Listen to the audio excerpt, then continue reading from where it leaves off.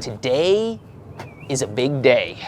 We've got the appraiser. Now, we've pre-sold the Forgotten House, and we're trying to hit a deadline for these buyers because they've got a rate lock. Well, we also have a world where there's delays and materials don't get here on time, and so we don't have windows still.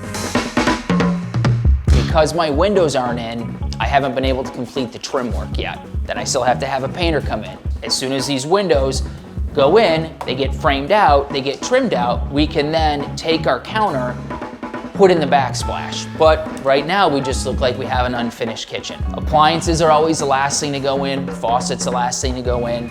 So these are items that when a bank's looking to appraise a house, they're gonna say, well, you don't have running water, even though within 30 minutes we can have a faucet in and things can be working. It's just, you wait till the end.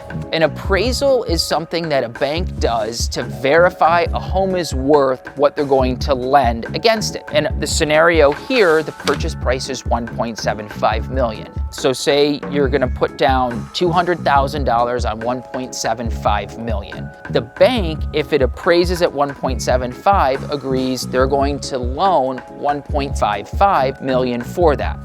Now, say the appraisal comes in $50,000 under what the sale price is. Right now we're in a seller's market, so the buyers would have to then come up with that difference in down payments. That being said, I care about the buyers. I want them to love their home and I want them to love the process, so I'm gonna do everything I can to try to get this appraisal at $1.75 million. With the appraiser arriving probably in 10 to 15 minutes, I'm gonna do my due diligence. I'm gonna take a walk through, see what we have left, try to make it look as good as possible, and hope for the best. So let's take a look.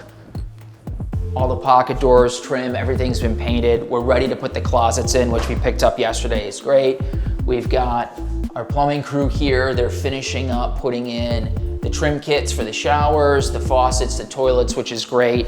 It always looks like there's so much to do at the end, even though everything is pretty quick because it's just those finishing pieces. Closet doors we still have to get in. Right here, gonna have to have my floor guy come back out because I don't know about you, I'm not loving the look of that. All right, so the upstairs bathroom definitely has a bit to go. We gotta have the countertop fabricated for this vanity, then they pop it in, the toilet goes in. Again, not a ton of stuff, but it's just, you've been on a job for 5 months, you wanna see things wrapping up. We're using the garage as a storage, and we had to cut open some drywall to run new electrical and plumbing. So for an appraisal, it's not really gonna make a difference if there's drywall in here or not, because it is a garage.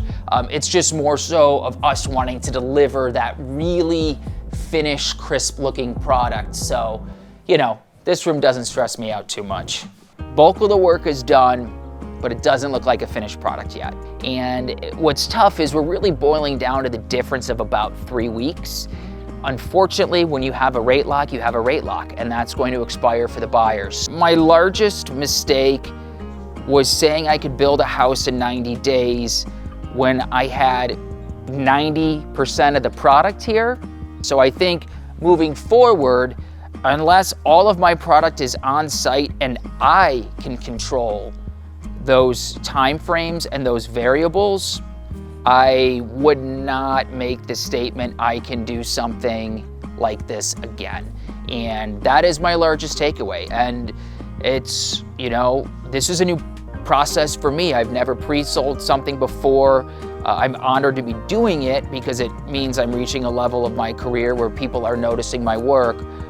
Now I just need to be more aware of when I'm promising, making sure that all of my ducks are in a row.